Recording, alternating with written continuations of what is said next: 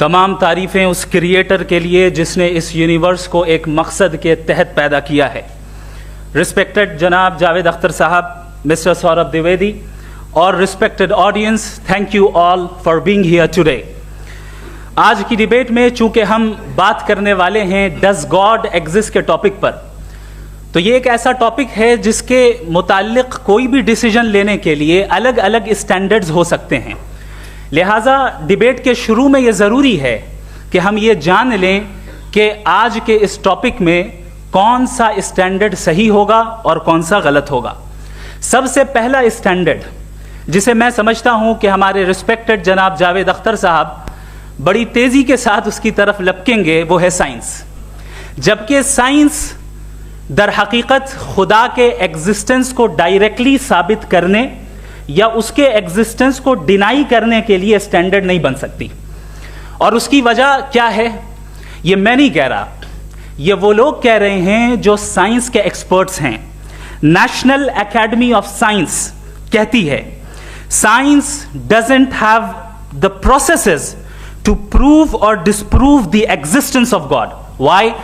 क्योंकि साइंस का ताल्लुक एम्पेरिकल एविडेंस से है और एम्पेरिकल एविडेंसेस का ताल्लुक हमारे नेचुरल और फिजिकल वर्ल्ड से है, जबकि गॉड नॉन फिजिकल और सुपर नेचुरल रियलिटी है।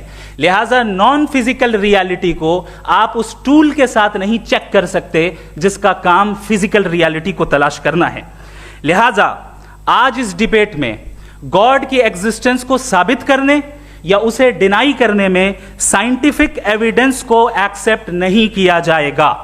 दूसरा स्टैंडर्ड हो सकता है रेविलेशन, कि रेविलेशन के जरिए हम यह साबित करें कि गॉड एग्जिस्ट करता है या नहीं। लेकिन यह स्टैंडर्ड भी आज इररेलेवेंट है। क्यों? क्योंकि रेविलेशन मेरे नजदीक सोर्स ऑफ नॉलेज है, वैलिड सोर्स ऑफ नॉलेज है, लेकिन हमारे जावेद अख्तर साहब के नजदीक यह वैलिड सोर्स ऑफ नॉलेज नहीं है। लिहाजा आज की डिबेट में मैं एक भी एविडेंस किसी भी मजहबी स्क्रिप्चर से नहीं दूंगा ताकि जावेद अख्तर साहब के लिए वो अनएक्सेप्टेबल ना हो। तीसरा जो मेयार हो सकता है वो है ऑब्जर्वेशन, कि भाई कोई कहे कि हमें खुदा दिखाओ, अगर है तो दिखाओ, या ये कि खुदा के एग्जिस्टेंस पर एम्पेरिकल एविडेंस दो, तो ये है दर हकीकत गलत टूल का इस्तेमाल करना। ये ऐसा ही है कि जावेद साहब मुझसे ये मुतालबा करें कि मुफ्ती साहब आप मेटल डिटेक्टर के जरिए प्लास्टिक डिटेक्ट करके दिखाएं। अब चूंकि प्लास्टिक डिटेक्ट नहीं हो पा रही है लिहाजा plastic does not exist. No, you are using the wrong tool. इस टूल से प्लास्टिक को डिटेक्ट नहीं किया जाता। लिहाजा मैं समझता हूं कि गॉड के एग्जिस्टेंस पर एम्पेरिकल एविडेंस का मुतालबा करना एक बचकाना मुतालबा है और हमारे रिस्पेक्टेड जनाब जावेद अख्तर साहब इस स्टेज से अब बहुत आगे निकल चुके हैं। अब बचता है एक ही स्टैंडर्ड और वो स्टैंडर्ड है अक्ल, लॉजिक, रीजनिंग। और यही वो स्टैंडर्ड है जिसके तहत गॉड की एग्जिस्टेंस को साबित किया जाएगा या गॉड की एग्जिस्टेंस को डिनाई किया जाएगा। लेकिन चूंकि ये बहुत इंपॉर्टेंट और सेंसिटिव टॉपिक है, इसलिए लॉजिकल आर्ग्यूमेंट भी ऐसा होना चाहिए जो डेफिनेटिव हो, इनडेफिनेटिव ना हो, जो 2 और 2 4 की तरह बिल्कुल वाजे हो, जिसे लॉजिकली रिजेक्ट करना पॉसिबल नहीं हो। फॉर एग्जाम्पल हम कहें हमारे रिस्पेक्टेड मिस्टर सौरभ साहब, ये एक इंसान है और तमाम इंसान कॉन्शियस बीइंग है। लिहाजा नतीजा क्या निकला, हमारे सौरभ साहब भी कॉन्शियस बीइंग है। क्या ये इनडेफिनेट आर्ग्यूमेंट है या डेफिनेट आर्ग्यूमेंट है? ये डेफिनेट आर्ग्यूमेंट है। ये 2 और 2 की तरह वाजे है, इसमें किसी तरह जो है लॉजिकली इसको रिजेक्ट नहीं किया जा सकता। तो अगर आज हमारे जावेद अख्तर साहब ऐसी कोई अकली दलील और लॉजिकल एविडेंस दें खुदा के ना होने पर जो डेफिनेट भी हो, तो मैं ये ऐलान करता हूं कि यकीनन मैं उस एविडेंस को कबूल करूंगा और उस पर गौर करूंगा।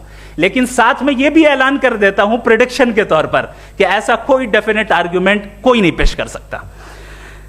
दलील हम देंगे और डेफिनेटिव दलील देंगे, लॉजिकल दलील देंगे, ऐसी दलील देंगे जो एंटायर एथिस्टिक वर्ल्ड उसे रेफ्यूट नहीं कर सकती। चलें अब हम एक एग्जाम्पल सोचते हैं, एक सिनेरियो, सिंपल सिनेरियो, तमाम ऑडियंस से गुजारिश है, हम और आप एक आइसोलेटेड आइलैंड पर हैं, ऐसा आइलैंड जहां पे हमसे पहले कोई कभी नहीं गया। चलते चलते आपके सामने अचानक आपने देखा एक पिंक कलर की बॉल पड़ी हुई है, सबसे पहला सवाल आपके जहन में क्या आएगा कि ये बॉल यहां क्यों आई, कैसे आई, ये पिंक कलर की ही क्यों है, कोई और कलर भी हो सकता था, ये इसी शेप में क्यों है, कोई और शेप भी हो सकता था। नेचुरली आप इस तरफ पहुंचेंगे कि कोई ना कोई है जिसने इन स्पेसिफिक प्रॉपर्टीज के साथ इस बॉल को बनाया है और यहां पे रखा है। चूंकि आप जानते हैं कि ये जो बॉल है इसका एग्जिस्ट करना जरूरी नहीं है, ये एग्जिस्ट कर भी सकती थी, नहीं भी कर सकती थी, और एग्जिस्ट करना ही था तो किसी और फॉर्म में करती, किसी और कलर में करती। अब आप इस बॉल को एक्सपैंड करते चले जाएं, एक्सपैंड करते चले जाएं, एक्सपैंड करते चले जाएं, यहां तक कि ये बॉल यूनिवर्स के साइज की हो जाए। बताइए कि क्या साइज के बढ़ जाने से सवाल बदल जाएगा? हरगिज नहीं बदलेगा। अभी भी सवाल रहेगा, ये यूनिवर्स कहां से आया, इन स्पेसिफिक प्रॉपर्टीज के साथ कहां से आया, क्यों आया, किसने बनाया, यह सवाल उस वक्त भी वैलिड रहेगा। लेकिन यह सवाल अगर हम जनाब जावेद अख्तर साहब से करें तो चूंकि इनका वर्ल्ड व्यू एथिस्टिक है, और सिर्फ इनका नहीं, मतलब जितने भी एथिस्ट हैं और एथिस्टिक वर्ल्ड व्यू को रखने वाले से अगर आप ये सवाल करें कि ये यूनिवर्स कहां से आया, तो इनका जवाब या तो आर्ग्यूमेंट फ्रॉम इग्नोरेंस होगा या डॉगमेटिक होगा। या तो ये कहेंगे कि मुझे नहीं पता कि ये कहां से आया, लिहाजा गॉड डज नॉट एग्जिस्ट, ये आर्ग्यूमेंट फ्रॉम इग्नोरेंस है, या ये कहेंगे कि ये यूनिवर्स खुद ब खुद बन गया। इसका मतलब ये है कि उस बॉल को भी खुद ब खुद बन जाना चाहिए, लेकिन बॉल के ताल्लुक से ये एक्सप्लेनेशन एक्सेप्ट नहीं की जाएगी कि ये खुद ब खुद बन गई, लेकिन यूनिवर्स के ताल्लुक से कर दिया जाएगा। इसे हम दूसरे अल्फाज में डॉगमा भी कह सकते हैं। दूसरी चीज, हमारे जावेद अख्तर साहब जरूर गॉड ऑफ गैप्स की मिसाल भी जरूर देंगे, और मिसाल देंगे कि पहले ज़माने में बिजलियां कड़कती थी तो लोगों ने किसी एक खुदा की तरफ, और बारिश होती थी तो दूसरे खुदा की तरफ मंसूब कर दिया, उनके पास दलील नहीं थी। यह हमारा वर्ल्ड व्यू है ही नहीं, यह हमारा वर्ल्ड व्यू है ही नहीं, क्योंकि नेचुरल फिनोमेना के प्रोसेस की इंटरप्रिटेशन को जान लेने से यह कहां से साबित हो गया कि गॉड एग्जिस्ट नहीं करता है। इस पर मैं इंशाअल्लाह अभी आगे बात करूंगा। आप हजरात ये भी देखेंगे, और मैं ये एक्सपेक्ट करता हूं कि हमारे रिस्पेक्टेड जनाब जावेद अख्तर साहब जरूर इमोशनल आर्ग्यूमेंट्स भी देंगे, जो कि एक लॉजिकल फेलेसी है जब बात आती है ट्रुथ को डिसाइड करने में। क्यों? मिसाल के तौर पर वो कहेंगे कि अगर गॉड है तो इविल क्यों एग्जिस्ट करता है, जबकि मैं कहता हूं इविल का एग्जिस्ट करना गॉड के एग्जिस्ट करने की दलील है, उसके खिलाफ नहीं है। चूंकि अगर गॉड है तो हम सब उसके सामने अकाउंटेबल हैं, और अगर हम अकाउंटेबल हैं तो अकाउंटेबिलिटी के लिए इविल का मौजूद होना जरूरी है, उसके बगैर हम अकाउंटेबल नहीं हो सकते। और अगर हम अकाउंटेबल नहीं हैं तो हम जनाब जावेद अख्तर साहब से पूछेंगे कि आप बताएं कि फिर सफरिंग इस दुनिया में क्यों है? अगर खुदा नहीं है तो सफरिंग क्यों है? और उन लोगों के जज्बे का क्या जिनके अंदर सफरिंग के बाद इंतकाम लेने का जज्बा पाया जाता है और वो इस दुनिया से ऐसे ही चले गए, क्या उनकी सारी तकलीफें बेकार चली जाएंगी? अब आ जाएं उसी एग्जाम्पल की तरफ कि बॉल, मुझसे अगर कोई पूछे इस बॉल को किसने बनाया और या इस एक्सपेंडेड बॉल को किसने बनाया, मैं कहूंगा कि चूंकि ये यूनिवर्स और इस यूनिवर्स की तमाम चीजें कॉन्टिंजेंट हैं। कॉन्टिंजेंट होने का मतलब ये होता है कि जो अपने एग्जिस्टेंस पे किसी के ऊपर डिपेंड करती हो, तो जाहिर है ये यूनिवर्स कॉन्टिंजेंट है। और अगर कोई चीज कॉन्टिंजेंट नहीं है तो मैं रिक्वेस्ट करूंगा कि मुझे दिखा दें कि कौन सी चीज यूनिवर्स में कॉन्टिंजेंट नहीं है, हम भी जरा गौर कर लें और हम भी देख लें। और जब कॉन्टिंजेंट चीजें मौजूद हैं तो फिलोसोफर्स की इस्तिलाह के मुताबिक, हम उस टर्मिनोलॉजी के मुताबिक हम उस जगह तक पहुंचते हैं और उस हस्ती तक पहुंचते हैं जिसे नेसेसरी बीइंग कहा जाता है, कि ये वो नेसेसरी बीइंग है जिसका मौजूद ना होना नामुमकिन हो। क्योंकि अगर ये मौजूद ना हो तो सारी चीजें एग्जिस्टेंस में आएंगी ही नहीं, और ये सारी कॉन्टिंजेंट चीजें उसी के ऊपर डिपेंड करती हैं। अब अगर आप ये सवाल करते हैं कि फिर उस हस्ती को किसने बनाया, फिर उसका कॉज क्या है, फिर उसका कॉज क्या है, फिर उसका कॉज क्या है, और एंडलेसली चले जाएं, इसे हम कहते हैं इन्फिनिट रिग्रेस ऑफ कॉजेस, जो कि लॉजिकल फेलेसी है। कॉन्सेप्चुअली इन्फिनिटी पॉसिबल है। मिसाल के तौर पे न्यूमेरिकल्स 1 2 3 गिनते चले जाएं, इन्फिनिट नंबर्स हैं। मैं कॉन्सेप्चुअली बात नहीं कर रहा, प्रैक्टिकली रियलिटी में साबित करके दिखाएं कि infinite regress of causes possible है या नहीं। अगर पॉसिबल है तो हम मान लेंगे, मिसाल दे दें, और पॉसिबल नहीं है तो एक ही ऑप्शन बचता है जिसे हम कहते हैं नेसेसरी बीइंग। ऐसी नेसेसरी बीइंग जो इंडिपेंडेंट है, क्योंकि अगर वो डिपेंडेंट हुई तो वो नेसेसरी नहीं रहेगी। ऐसी इंडिपेंडेंट बीइंग जो इटर्नल है, अगर वो इटर्नल नहीं होगी, उसकी बिगिनिंग होगी तो वो खुद कॉन्टिंजेंट है। ऐसी बीइंग जो पावरफुल है, क्योंकि कॉन्टिंजेंट को एक्चुअलाइज करने के लिए पावर चाहिए। ऐसी बीइंग जो इंटेलिजेंट है और नॉलेजेबल है, क्योंकि ये यूनिवर्स स्पेसिफिक फॉर्म और स्पेसिफिक लॉज ऑफ नेचर के तहत प्रिसाइजली चल रहा है। Thank you. थैंक यू मुफ्ती साहब। मैं इन दलीलों के बाद जावेद अख्तर साहब से गुजारिश करूंगा, आप बैठ के बोलना चाहेंगे या वहाँ? जी।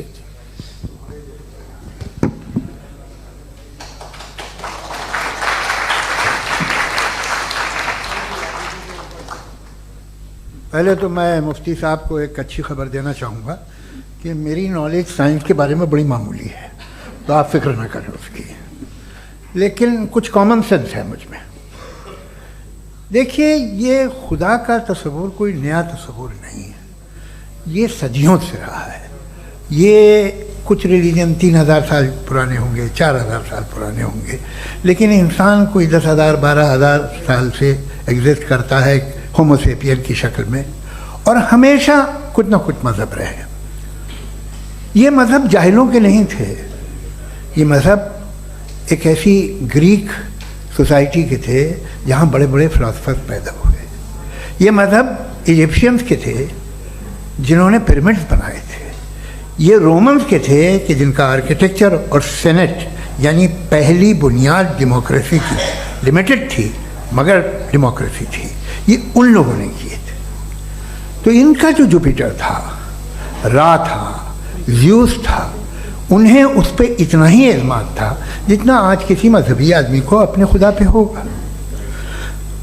क्रिश्चियनिटी आने से पहले यूरोप में एक मज़हब था जर्मेनिक रिलीजन, उसका एक खुदा था, उसकी एक बीवी थी, उसके 2 बेटे थे, एक बेटी थी। फिर जर्मनी में जब यूरोप में क्रिश्चियनिटी आई तो वो खुदा, उसकी बीवी और पूरे ख़ानदान चला गया।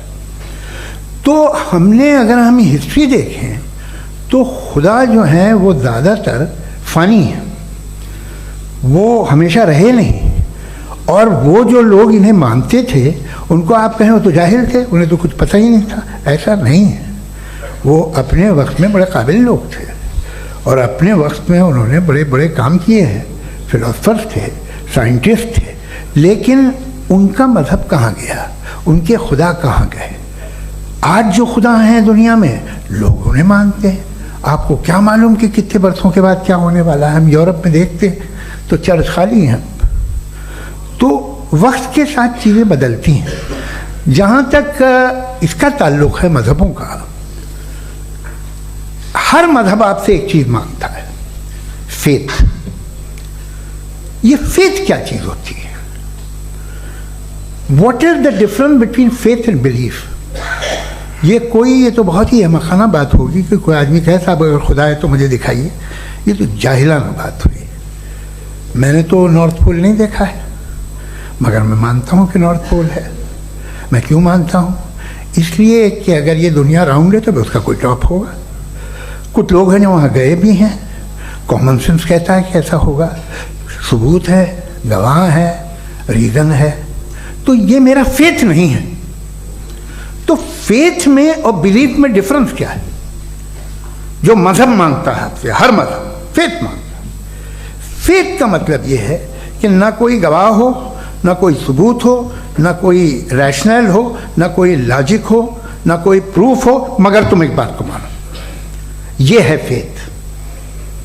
वरना बिलीफ होता।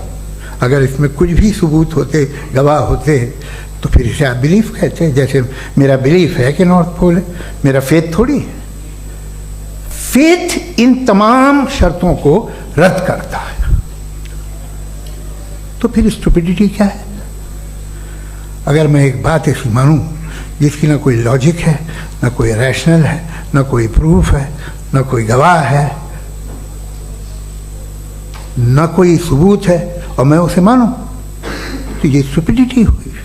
इसे ही भाई कल को मैं यकीन कर लूँ कि एलॉन मस्क जो है मेरा भाई है, तो मुझे इंतहाई खुशी होगी, सुकून भी बहुत मिलेगा मुझे। लेकिन और कहे भाई क्यों मानते हो, क्या सबूत है भाई, वो तो अमेरिकन है और तुम तो इंडियन हो, वो तो नस्ल अलग है, तुम्हें कभी मिले भी नहीं। साहब देखिए मेरा फेथ है, इस पर बात न किया। फेथ का मतलब ही यह है कि आप प्रूव नहीं कर सकते। अगर आप प्रूव कर सकते हो तो फेथ की ज़रूरत ही नहीं, फिर तो आप बात करेंगे, आप कितनी बहस कर लीजिए। अल्टीमेटली दुनिया का हर मज़हब फेथ पे टिका है, और फेथ का मतलब है एक ऐसा यकीन जिसका कोई सबूत, कोई गवाह, कोई रैशनल नहीं। अब आप ये कहें, क्या आप ये क्यों कह रहे हैं कि साहब ये कायनात किसने बनाई? कमाल ये है कि आपने बताया कि एक आइलैंड पे गए और एक बॉल देखी। आपने ये नहीं कहा कि आइलैंड किसने बनाया, आपको सिर्फ बॉल पे हैरत हुई। हमने आइलैंड पे हमने हैरत नहीं की, होते हैं आइलैंड। इसी तरह ये आइलैंड है, सितारे, ये गैलेक्सीज, ये सब आइलैंड हैं, खला में। हम उन्हें टेकन फॉर ग्रांटेड लेते हैं, हम पूछते नहीं किसने बनाए। आपने जजीरे के बारे में भी नहीं पूछा है। मेरी पैदाइश कैसे हुई? क्या मैं प्लान पैदा हुआ था? I was plan to be born, या एक लकी स्पर्म था जो किसी एग से चिपक गया? मेरी पैदाइश रैंडम। और इंसाफ जिसे आप कहते हैं, इंसाफ का तो नेचर से कोई वास्ता ही नहीं है। जो आप कहते हैं कि एक दिन इंसाफ मिलेगा, इंसाफ is a human concept, nature में कोई इंसाफ नहीं। अगर शेर हिरन को खा जाता है तो उसे कोई सजा नहीं मिलती। अगर एक आंधी आती है और हरे भरे पेड़ों को उखाड़ के फेंक देती है तो आंधियों की जेल नहीं होती है। नेचर में इंसाफ नहीं, इसलिए मुझे नेचर को इंसाफ की ज़रूरत भी नहीं। नेचर तमाम एक है। अब हम कहें कि साहब ये देखिए जो मैंने खाना खाया था, ये मेरी आँख तो नहीं यूँ कर दिया उसे, तो इसे सज़ा मिलनी नहीं, वो सिस्टम है, ऐसे ही चल रहा है। नेचर बग़ैर इंसाफ के है। इंसाफ इज़ अ ह्यूमन कॉन्सेप्ट। तो जो आपसे कहता है कि मैं तुम्हें इंसाफ दूंगा, वो इंसानी जहन की पैदावार है। ये नेचुरल है ही नहीं, ये आसमानी है ही नहीं। नेचर का तसव्वुर, इंसाफ का तसव्वुर। भाई आप साथ मिलते हैं, अब आप लेफ्ट हैंड ड्राइव कर लें, ये क्या है? तमाम सच, तमाम नेकी, तमाम शराफत लेफ्ट हैंड ड्राइव है। वरना क्या होगा, या तो आप क्रॉस कर देंगे, आपका एक्सीडेंट हो जाएगा, या आप किसी को मार देंगे, या ट्रैफिक जैम हो जाएगा। झूठ, बेईमानी, रिश्वतखोरी, ये तमाम जो है driving on the wrong side है। इसके ऊपर कुछ नहीं। ये तो हमने बनाया, जैसे हमने लेफ्ट हैंड ड्राइव बनाई है। ये कॉन्सेप्ट ऑफ इंसाफ जो है ये हमारा है, इसका नेचर से कोई वास्ता नहीं। शेर खा जाता है हिरन को, उसे जेल होती है क्या? कुछ भी नहीं है ही नहीं। तो ये जो दुनिया के रिलीजन प्रॉमिस करते हैं आपसे इंसाफ, इसी से मालूम होता है कि ये मैन मेड है। ये तसव्वुर कहीं और का है ही नहीं। जो नेचर है, कुछ लोग कहते हैं नेचर ही खुदा है, तो नेचर में तो इंसाफ नहीं कहीं। और आप वादा कर रहे हैं कि तुम्हें मरने के बाद इंसाफ मिलेगा। मुझे अगर मिलेगा तो मैं बहुत खुश हूँगा, लेकिन मैं यकीन नहीं कर पाता हूँ, इसलिए कि मैं फेथ नहीं पैदा कर सकता। The very fact that religions demand faith, इसका मतलब है कि उनके पास जस्टिफिकेशन नहीं है। अच्छा था, फिर रिलीजन अगर मॉडरेशन में है, कोई सा भी नहीं, वो आप में कुछ खूबियाँ भी पैदा करता होगा। देखिए उससे ये फ़ायदा है, वो फ़ायदा है। अल्कोहल जो है वो ज़्यादातर दवाओं में यूज़ होती है, और एक सर्वे किया गया था अमेरिका में कि लॉन्जिटिविटी किन लोगों की है। तो एक तरफ वो लोग थे जो शराब पीते ही नहीं थे, और एक तरफ वो थे जो एक बोतल शराब रोज़ पीते थे। सबसे ज़्यादा लंबी उम्र उनकी है जो 2 पैक नाप के शराब पीते और खाना खाते हैं। मगर हम शराब को बुरा समझते हैं, मैं भी बुरा समझता हूँ। क्यों? ऐसा होता नहीं। कुछ चीज़ों में आदत होती है कि वो बढ़ती है।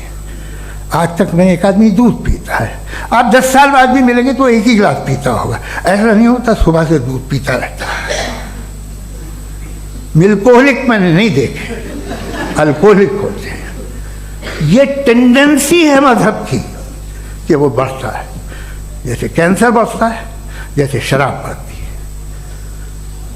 कुछ लोग होंगे जो उसे सही तरह से यूज़ करते हैं। मुझे यकीन है कि हमारे मुफ्ती साहब भी उनमें से एक हैं, इनसे बहुत खुशी हुई मुझे इनसे मिलकर। लेकिन कितने लोग हैं कि आज आप देखते हैं दुनिया में जो तबाहियाँ हैं, इनमें कितना हाथ है उन लोगों का जो बिलीवर कहते था मजहब ये नहीं कहता, ना कहता होगा, मगर जब ये मजहब पीते हैं तो ऐसे बिहेव करते हैं। थोड़ा सा अगर हो तो शायद बहुत अच्छी बात, लेकिन शराब थोड़ी सी नहीं रहती, उसमें टेंडेंसी है पहले। थोड़ा सा अगर 2-3 कैंसर के सेल हो ना बॉडी में तो आदमी सिम रहेगा, लेकिन वो 2-3 सेल नहीं रहते, वो मल्टीप्लाई होते हैं। जावेद साहब टाइम पूरा हो गया। टाइम हो गया, तो बस बात खत्म हो गई। अच्छा, मुझे कुछ और कहने को था भी नहीं। जी, मैं पहले जवाबी दौर के लिए इनवाइट कर रहा हूँ मुफ्ती साहब को। Your rebuttal round 1, you have 7 minutes.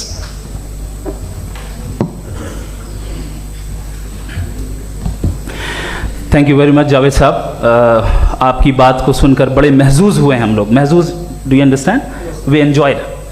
Okay, अब थोड़ा सा लॉजिकली उसको हम लोग देखते हैं। दरअसल हम लोगों ने कल गुजारिश की थी मुफ्ती साहब से भी, जावेद साहब से भी, कि हिंदुस्तानी ज़बान आम फहम सबको समझ में आ जाए, और जहाँ कहीं आप मुश्किल शब्द इस्तेमाल करें वहाँ बताते भी चलें। Thank you. तो सबसे पहले हमारे रिस्पेक्टेड जावेद साहब ने हवाला दिया कि खुदा फ़ानी है, कितने मजहब आगे चले गए, किसी ने जुपिटर को खुदा माना, किसी ने किसी को माना। मैं कहता हूँ जिसने कॉन्टिंजेंट चीज़ को खुदा माना, गलत माना, वो खुदा ही नहीं, वो खुदा ही नहीं है। हम तो नेसेसरी बीइंग को साबित करने बैठे हैं, वो नेसेसरी कॉज जो इटरनल है, जो अबदी भी है और अजली भी है। हम किसी और को साबित करने नहीं बैठे। दूसरी चीज उन्होंने कहा कि फेथ एंड बिलीफ, ये एक ऐसी डेफिनेशन है फेथ की जो इन्होंने पहली मर्तबा पेश की है, या माफ कीजिएगा इन्होंने पहली मर्तबा पेश नहीं की है, रिचर्ड डॉकिंस ने पहली मर्तबा पेश की है। मुझे मालूम है ये सोर्स कहां से है। एपिस्टेमोलॉजिकली फेथ और बिलीफ का फर्क आप इस तरह नहीं कर सकते सर। फेथ सही भी होता है, गलत भी होता है, बिलीफ सही भी होता है, गलत भी होता है। जो लॉजिक, रीजन और एविडेंस से बैक्ड होगा वो फेथ सही होगा। और आप जिस फेथ की बात कर रहे हैं कि इलॉजिकल है और उसके पीछे नहीं है, तो we are on the same page.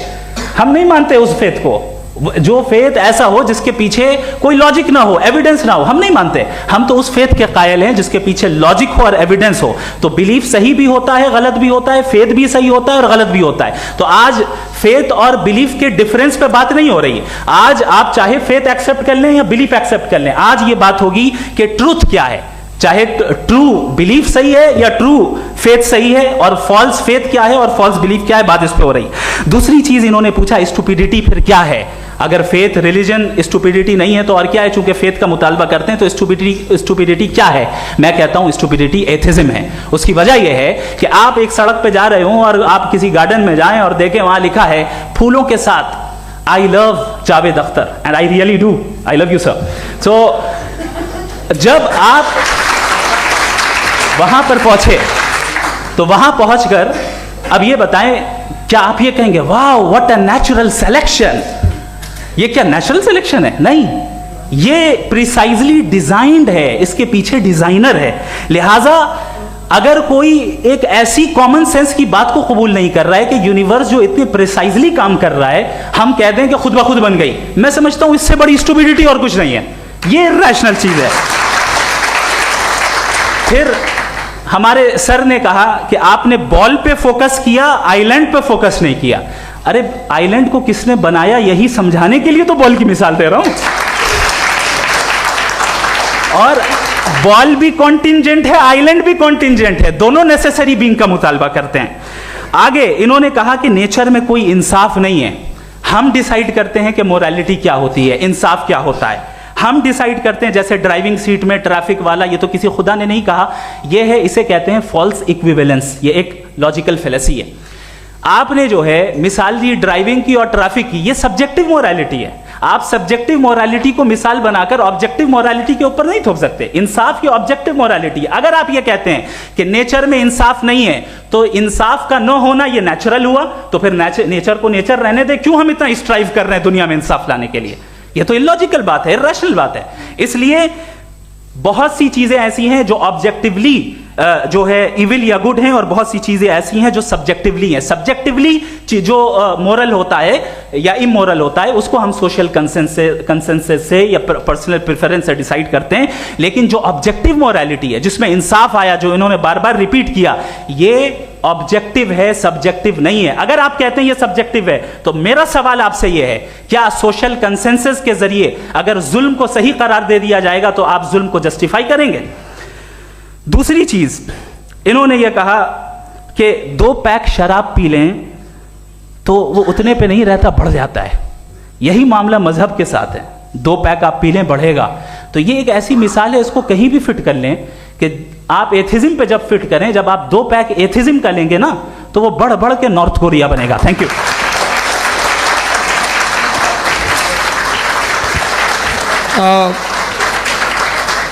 First round के रिबटल के लिए मैं जावेद साहब को इनवाइट कर रहा हूं। आपके पास 7 मिनट का वक्त है, रीसेट कर दीजिएगा प्लीज। मुझे इस बात की खुशी है कि मुफ्ती साहब ने भी मान लिया कि नेचर में कोई इंसाफ नहीं है। तो कोई भी चीज़ जो इंसान ने नहीं बनाई है उसमें इंसाफ नहीं होता है। एक बात मैं आपसे अर्ज़ करूँ, ज़रा पता लगा लीजिएगा, ये जो आप बाग में जाते हैं बेहद खूबसूरत फूल देखते हैं ना, इनमें से कोई नेचुरल नहीं है। ये सारे फूल क्रॉस करके बनाए गए हैं। जो जंगल में फूल होते हैं नहायत मामूली होते हैं, ये फूल इंसानों ने बनाए हैं। जो आप बाग में देख के वाह वाह कहते हैं, ये इंसानों के बनाए हुए हैं। डिफरेंट फूलों को क्रॉस करके, डेवलप करके, फिर क्रॉस करके इस तरह से बनाए गए। नेचुरल फ्लावर नहीं। किसी जंगल वीरान में जाके आप गुलाब के फूल नहीं देखेंगे। ये सब बनाए हुए इंसान ने, बहुत से काम इंसान ने किए हैं। बाकी है कि आपने मेरी एक बात का जवाब नहीं दिया, जिससे मुझे शिकायत है कि फेथ क्या है और आप फेथ मांगते क्यों हैं मुझसे? आप तो लॉजिकल हैं, आपके पास तो सारे रैशनल्स हैं, आपके पास सारे सबूत हैं, तो आपको फेथ की डिमांड क्यों करते हैं कि भाई तुम सरेंडर कर दो और सवाल मत करो? कोई मजहब सारे सवाल करने की इजाजत नहीं देता है और मना करता है कि ज़्यादा सवाल ना करो, बह जाओगे तुम। आप क्यों रोकते हैं? हकीकत यह है कि इंसानी तारीख क्या है। इंसानी तारीख ये है कि दुनिया में 2 तरह के लोग हुए हैं। एक वो जिन्होंने अपनी लाइल्मी की परस्तिश की है, दूसरे वो जिन्होंने अपनी इग्नोरेंस या लाइल्मी से झगड़ा किया है और मालूम किया है कि क्या है। ये जो आप कह रहे हैं, आज आप हैरान हैं कि भाई ये यूनिवर्स कैसे बनी। लोग हैरान थे कि सूरज डूबता है तो इधर से कैसे निकलता है। और आप एक कदम जाके हमेशा का मानने को तैयार है, एक कदम पीछे ही मान जाइए। भाई आप इसके बाद जाते हो, कहते सवाल ना करना कि ये कहाँ से आया, ये पावर तो हमेशा से हमेशा रहेगी। तो आप यूनिवर्स के बारे में मानने में क्या तकलीफ है? एक कदम पहले रुक जाइए। ये हमेशा से थी या नहीं थी, हमें मालूम नहीं है। और ये कहना कि हमें मालूम नहीं है, कमाल ये है कि दुनिया के सारे मजहब सब जानते हैं ये दुनिया कैसे बनी थी, कैसे मिटेगी, मरने के बाद क्या होगा, इनको सब इल्म है। इनको किसी को डायनासोर होते थे पहले ये नहीं पता था, किसी को नहीं पता। किसी भी दुनिया की मजहबी किताब में डायनासोर का जिक्र नहीं है। लेकिन बाकी सब बातें, how to make universe in 4 easy lessons and बाकी सब पता है। जिसको सब पता है वो गड़बड़ है। हम में ये इंकिसार, ये ह्यूमिलिटी होनी चाहिए कि हम ये कहें कि हमें ये बहुत सारी बातें नहीं मालूम, लेकिन हम उनकी परस्तिश ना करें, अपनी लाइल्मी को की परस्तिश ना करें, हम उसे पता लगाने की कोशिश करें। जिस दुनिया में आप बैठे हैं सर, ये हॉल जो है, ये इलेक्ट्रिसिटी जो है, ये माइक जो है, जिस हवाई जहाज से आप आए थे, वो जिस कार से आप यहाँ आए हैं, ये सब उन लोगों की बनाई हुई है जिन्होंने सवाल किए थे। ये दुनिया जिसमें आप आज आराम से हैं, ये उन लोगों की बनाई है कि जिन्होंने सवाल किए थे। और हर स्टेज पे इन सवालों को मकरूह कहा गया था, गलत कहा गया था। आप जरा तारीख पढ़िए, एक बड़ी दिलचस्प किताब है बर्ट्रैंड रसेल की, जिसमें उसने रिलीजन एंड साइंस कि कब से रिलीजन जो है साइंस के अगेंस्ट है। और हद तो ये है कि भाप के इंजन के खिलाफ थे, स्टीम इंजन के भी खिलाफ थे, और फतवे हुए उन पे, वेटिकन ने दिए। तो ये हमेशा, अभी जैसे ही ये राइट विंगर आते हैं अमेरिका में पावर में, तो वो जो अपना ये क्या बोलते हैं उसे, सीड क्या बोलते हैं, सीड क्या जो, हाँ नहीं नहीं, सीज जो होते हैं जिन पे आप जी नहीं भाई, वो जो ह्यूमन बॉडी के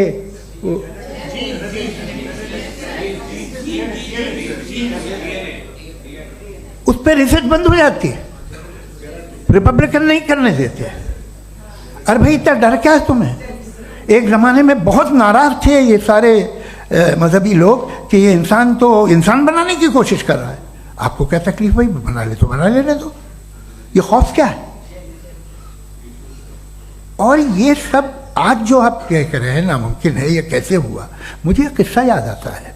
जब मैं छठी क्लास में था तो मैं मैथमेटिक्स में बहुत वीक था, तो एक टीचर रख दिया गया, उसने 1 2 3 4 5 6 7 तो सिखा दिया मुझे। वो दिन मैं भूल नहीं सकता हूँ मुफ्ती साहब, जिस दिन उसने ये बताया कि 1/2 क्या होता है और 3/4 क्या होता है, मुझे ऐसा लगा कि मेरा सर बीच से फट जाएगा। ये आदमी कह रहा है कि जो दीवार के अंदर जाओ वॉक करते हुए।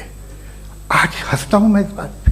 तो आज जो बातें आपके जहन से बिल्कुल परे हैं और आप हैरान होते हो उन्हें देख के, एक वक्त आएगा कि मामूली लगेंगे। और हुआ है, आपकी इंसानी तारीख ही है। इतनी जल्दी सारे फैसले आप मत कर लीजिए, थोड़ा ये ह्यूमिलिटी रखिए कि भाई ये हमें नहीं मालूम। ये कहने में क्या आ रहा है? ये यूनिवर्स कहाँ तक फैली, ये कब से है और कब तक रहेगी, हमें नहीं मालूम। आपने फैसला कर लिया कब बनी। ये आपके हिसाब से कोई 14 बिलियन ईयर बनी जो समझा जाता है। उससे पहले हजारों करोड़ों अरबों साल तक खुदा बैठा क्या कर रहा था? खामोश बैठा था, ऐसी जमाइयाँ ले रहा था। फिर उसे आइडिया है, यार एक काम करते, वक्त अच्छा गुजर जाएगा, यूनिवर्स बनाते। सोचिए, वो तो हमेशा से है ना, मगर यूनिवर्स हमेशा से नहीं है, ये तो बनाई गई है। और उससे पहले क्या था, इनका क्या काम था? कैसी बात है, ये बड़ा आसान है। जो बात हमें आज धीरे धीरे पता चली है, बरसों 2000 और 2500 साल पहले आपको किसी ने बता दिया कि क्या था, आप मान गए, और तब से वही मान रहे हैं जो 2500 साल पहले कहा गया था। सब कुछ बदल गया है, सॉल्व हो रही हैं चीज़ें। अभी साइंस बिल्कुल दावा नहीं करती, या कोई फिलोसफर ये दावा नहीं करता कि हमें सब मालूम, बल्कि वो कहता है कि हमें जितना मालूम होता है उससे ये मालूम होता है कि हमें कितना कम मालूम। तो हम अपनी जहालत से लड़े, उसकी परस्तिश न करें। जी, time. Thank you so much. मैं तर्कों की श्रृंखला में राउंड 2 के लिए मुफ्ती साहब को आमंत्रित कर रहा हूँ। आपके पास एक बार फिर से 7 मिनट का वक्त है। शुक्रिया। जनाब जावेद अख्तर साहब कई मर्तबा दोहरा रहे हैं कि फेथ का मतलब बताइए, फेथ का मतलब बताइए। मैंने बता दिया, फेथ सही भी होता है, गलत भी होता है। और आज हम फेथ पे बात नहीं कर रहे, हम ट्रुथ और डज गॉड एग्जिस्ट पे बात कर रहे हैं। क्या डज गॉड एग्जिस्ट, ये ट्रुथ यानी गॉड है या नहीं है, इसमें से दोनों ट्रुथ क्या है। अब आप उसे फेथ कह लें, बिलीफ कह लें, नॉट माई बिजनेस। उसके बाद आपने कहा कि भाई सवाल करने से मजहब रोकता है। मैं कहता हूं जो रोकता है वो रोकता होगा, मैं नहीं रोकता, बल्कि सवाल करें, सवाल करना चाहिए। सवाल कर करके तो हम आगे बढ़ते हैं, तरक्की करते हैं, और इसीलिए मैं आज यहां पे आया हूं। लेकिन सवाल सिर्फ खुदा से नहीं होगा, आपसे भी होगा। सवाल एथिज्म से भी होगा, सवाल सिर्फ मजहब से नहीं होगा, सबसे होगा। और आज मैं सवाल करूंगा और उम्मीद है कि आप जवाब देंगे। अभी तक आपने वैसे कॉन्टिंजेंसी आर्गुमेंट का कोई जवाब नहीं दिया है। चलें, आपने कहा यूनिवर्स के बारे में इटर्नल क्यों नहीं बोल देते। ये चूंकि लॉजिकली पॉसिबल ही नहीं है कि यूनिवर्स इटर्नल हो। यूनिवर्स एक कॉन्टिंजेंट चीज है जो टाइम एंड स्पेस के पाबंद है, टाइम एंड स्पेस से बाउंड है। जो टाइम एंड स्पेस से बाउंड होगा वो कॉन्टिंजेंट होगा, जो कॉन्टिंजेंट होगा वो उसकी बिगिनिंग हुई होगी, जिसकी बिगिनिंग हुई होगी वो इटर्नल नहीं हो सकता। ये तो कॉमन सी बात है। आपने कहा कि किसी मजहबी किताब में डायनासोर का जिक्र नहीं है। अफसोस कि आज तक किसी मैथमेटिक्स की किताब में मुझे डायनासोर का जिक्र नहीं मिला। तो इसका मतलब मैथमेटिक्स की किताब बेकार है? नहीं, उसका वो टॉपिक नहीं है। रेवलेशन का और मजहबी किताबों का टॉपिक ये नहीं है कि आपको आके बताए साइकिल कैसे बनाते हैं, या आकर ये बताएं कि जो है डायनासोर कब था। वो तो मोरालिटी सिखाने आया है, गॉड के बारे में बताने आया, नॉन फिजिकल रियलिटी की हकीकत को सिखाने के लिए आया। रिलीजियन साइंस को रोकता है? नहीं रोकता। अगर रोकता है तो गलत करता है। रिलीजियन साइंटिज्म को रोकता है, जिसमें हमारे जावेद साहब मुब्तला हैं। साइंस और साइंटिज्म में फर्क है। साइंटिज्म यह है कि आप समझें कि साइंस और साइंटिफिक मेथोडोलॉजी ये नॉलेज को हासिल करने का वाहिद सोर्स ऑफ नॉलेज है, यह है साइंटिज्म। हम इसे रिजेक्ट करते हैं। हम साइंस को तो तरक्की करते हैं, भाई आप हमारी पूरी तारीख कर लें, पढ़ लें तो आपको पता चल जाएगा। बहरहाल ये अलग टॉपिक है। उसके बाद इन्होंने एक लफ्ज कहा, वेटिकन ने फतवा दिया। वेटिकन का फतवे से कोई ताल्लुक नहीं है, दोनों कॉन्ट्राडिक्टरी अल्फाज हैं। उसके बाद उन्होंने कहा कि भाई हमें नहीं मालूम। अगर नहीं मालूम तो क्लियरली कह देना कि नहीं मालूम है, इसमें क्या हरज है? तो वही तो मैं कह रहा हूं ना कि आप कह दें कि नहीं मालूम, लेकिन क्लेम क्यों कर रहे हैं कि गॉड एग्जिस्ट नहीं कर रहा है? आप कह दें नहीं मालूम है, हो सकता है हो सकता ना हो, लेकिन आप क्लेम कर रहे हैं। The moment you say God does not exist, this is a claim, and now the burden of proof is upon you too, जैसे हमारे ऊपर है। और क्यों है मैं बताता हूं, क्यों है ये भी मैं बताता हूं। फिलोसॉफिकली जो क्लेम होता है ना, सिर्फ ये नहीं होता कि इंसान कहे पॉजिटिव क्लेम करे और नेगेटिव क्लेम करे तो बर्डन ऑफ प्रूफ नहीं है। आप मिसाल के तौर पे मैं कहूं कि फुला उस कमरे में कोई नहीं है, मैंने एक नॉलेज का क्लेम किया है। उस कमरे में कोई नहीं है, मैंने एक नॉलेज का क्लेम किया। या तो मैं कहूं मुझे नहीं पता, हो भी सकता है नहीं भी हो सकता है, this is not a claim. लेकिन जब मैं कह रहा हूं कि वहां कोई नहीं है, या मैं कह रहा हूं वहां कोई है, दोनों क्लेम है और दोनों के ऊपर बर्डन ऑफ प्रूफ है। हमारे ऊपर भी बर्डन ऑफ प्रूफ है, मैंने कंटिजेंसी आर्ग्यूमेंट दिया, इसे तोड़कर दिखाइए। आखिरी चीज इन्होंने कहा कि खुदा दुनिया बनाने से पहले 150 साल पहले या करोड़ों साल पहले क्या कर रहा था। अरे हजरत, चलें बहरहाल मैं जवाब दे देता हूं, आप हमारे रिस्पेक्टेड पर्सनालिटी हैं, अगर आप नहीं होते तो मैं इसे एंटरटेन ही नहीं करता। टाइम, ये 100 साल पहले या 100 साल बाद, पहले बाद में अभी, ये वो अल्फाज हैं जिनका ताल्लुक टाइम से है। टाइम शुरू ही हुआ है यूनिवर्स की बिगिनिंग के बाद, तो उसके पहले खुदा क्या कर रहा था? सवाल इलॉजिकल है, ये फेलेसी है। यानी आप ये कह रहे हैं कि यूनिवर्स के बनने से पहले खुदा क्या कर रहा था? टाइम के बनने से पहले, पहले का ताल्लुक टाइम से, टाइम उस वक्त था ही नहीं, तो ये सवाल ही इनवैलिड है खुदा के ताल्लुक से। दूसरी चीज, आर्ग्यूमेंट ऑफ कंटिजेंसी जो मैंने आपके सामने पेश की है, आपने बार बार ये प्रूफ किया और ये कह रहे हैं कि गॉड ऑफ गैप्स। देखिए पहले नहीं मालूम था, साइंस ने कर दिया। सिंपल की मिसाल से मैं समझा देता हूं। जिस गैप्स की आप बात कर रहे हैं ना, साइंस उन गैप्स को जिन चीज के जरिए भी प्रूव करेगा वो कॉन्टिजेंट ही होगा, अब चाहे वो फोर्स हो, मैटर हो या एनर्जी हो।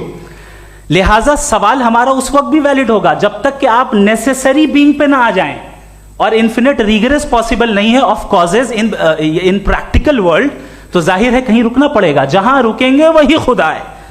दूसरी चीज, आपने ये कहा, क्या कह रहा था मैं, किस पॉइंट को? What? Oh no, after that, just now. हाँ, जहां रुकेंगे वही खुदा है। बहरहाल तो टाइम का जिक्र हो गया, गॉड ऑफ गैप, सॉरी, या इसकी एक मिसाल आप ले लें।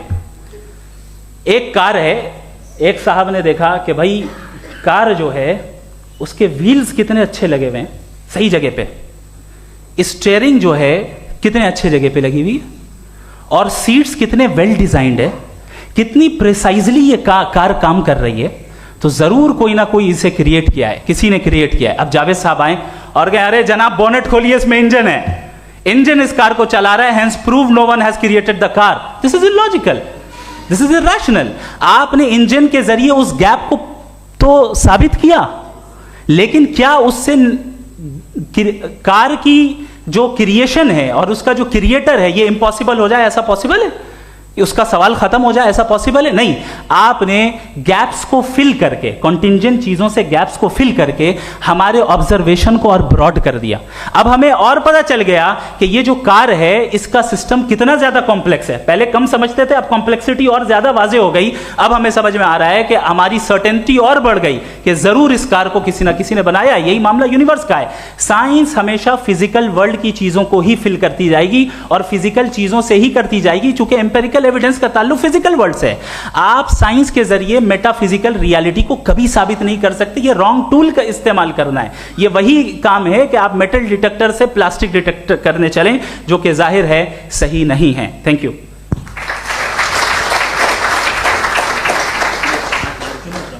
जी, ये आर्ग्यूमेंट का राउंड 2 है। हाँ। 7 मिनट है।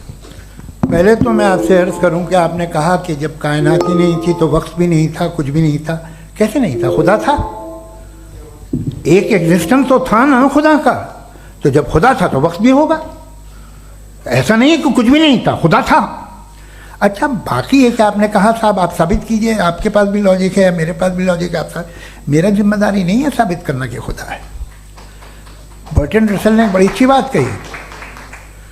बर्टन रसल ने बड़ी अच्छी बात कही। मैं आपसे अगर ये दावा करूं कि एक चाय की केतली मरीख के चारों तरफ घूम रही है, मार्स के चारों तरफ, तो ये आपका काम नहीं है कि आप साबित करें कि कोई चाय की केतली नहीं है। ये मेरा काम है, मैंने दावा किया है। ये दावा तो मजहबी लोग करते हैं कि खुदा है। मैं क्यों साबित करूं कि नहीं है? जब तक आप मुझे कन्विंस नहीं कर देंगे मैं नहीं मानूंगा। आपकी जिम्मेदारी है, मेरी जिम्मेदारी नहीं है। दोयम ये कि ये जो आप कह रहे हैं, जो गैप्स हैं, ये गैप जब जब किसी मजहब को चैलेंज करते हैं, जब ऐसा कोई बात आती है तो हंगामा हो जाता है कि जब वो चैलेंज करें किसी फेथ को। ये तमाम साइंस जो है इसे मुख्तलिफ जगहों पे मुख्तलिफ वक्तों में मजहब ने रोकने की कोशिश की है। ये किताब है religion and science, Burton Russell की, पढ़िएगा, अच्छी लगेगी आपको। तारीख ही है साइंस, मजहब की साइंस से उसका यही रिश्ता है। अच्छा, अब ये हम सोचें कि बहरहाल ये वजूद जो है मजहब और ये बिलीव इन गॉड इंसान को बेहतर बना देता है। तो एक काम कीजिए, हिंदुस्तान वर्ल्ड का नक्शा लीजिए और मार्क कीजिए कि रिलीजन कहाँ कहाँ ज़्यादा है, कहाँ कहाँ, चाहे वो लैटिन अमेरिका हो या मिडल ईस्ट हो या फार ईस्ट हो या हिंदुस्तान के वो इलाके जहाँ मजहबियत ज़्यादा है। रख दीजिए नक्शा अलग।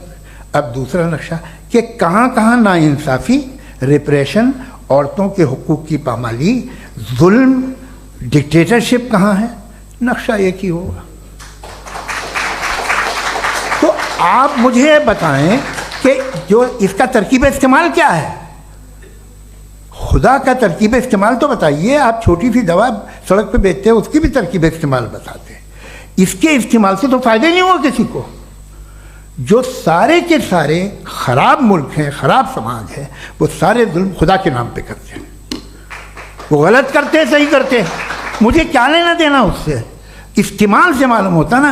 एक विस्की की बोतल कभी शायद देखी हो आपने, लाल रंग की होती है, उस पर रोशनी और छपड़ा इंतहाई खूबसूरत लगती है, क्या बिगाड़ रही है किसी का? उसका इस्तेमाल गलत है, इसलिए आप उसे नापसंद करते हैं। इसका इस्तेमाल गलत है, इस तसव्वुर का इस्तेमाल ही गलत है और हमेशा से गलत हुआ है। आप देख लीजिए, इंसानी तारीख देख लीजिए, आज देख लीजिए, हिंदुस्तान देखिए, दुनिया देख लीजिए, क्या हो रहा है। इसे कैसे इस्तेमाल कर रहे हैं फेथ वाले लोग? क्या फेयर हैं, जस्ट हैं, जो अपने खुदाओं पे यकीन रखते हैं? वो किस तरह के लोग हैं? वो लोगों को इंसाफ देते हैं, वो बेहतर इंसान बने। तो इस दवा का फ़ायदा क्या है? चलो बहुत फ़ायदा हो रहा तो मैं इस्तेमाल कर लूँगा। मुझे तो इस दवा का कोई फ़ायदा दिखता ही नहीं। मुझे तो ऐसा लगता, मैं एक और बात बताऊं, अगर कोई आदमी मजहबी है और अच्छा आदमी है तो मैं उसकी बहुत इज्जत करता हूँ, इसलिए कि मेरा ख्याल है मजहबी आदमी का अच्छा होना मुझसे अच्छा होने से ज़्यादा मुश्किल है। भाई, हर चीज़ की एक लिमिट है। आप इतना भाग सकते हैं, इतना नहीं भाग सकते, इतना वजन उठा सकते, इतना नहीं उठा सकते, इतना दूर देख सकते हैं, इतना दूर नहीं देख सकते। उसी तरह कॉमन सेंस कहता है कि आप में नेकी का भी एक कोटा होगा। अब आप अगर सुबह जाते हैं अपनी इबादत गाह और इबादत करते हैं तो बाहर निकलते हैं तो आप तो यही महसूस करते हैं आपने एक बहुत अच्छा काम किया, आपकी नेकी का एक बहुत बड़ा कोटा खर्च हो गया जिससे किसी का कोई फायदा नहीं हो। मैं तो नहीं जाता हूँ, तो मुझे तो किसी को खाना खिलाना पड़ेगा, किसी बेवा की मदद करनी पड़ेगी। मैं अपना कोटा कैसे कंज्यूम करूँ? आप अपना कोटा, सारे मजहबी लोग इंतहाई यूजलेस कामों में यूज करते हैं। उसके बाद भी अगर आप में बच्ची है थोड़ी सी शराफत, तो भाई वाह, क्या बात है।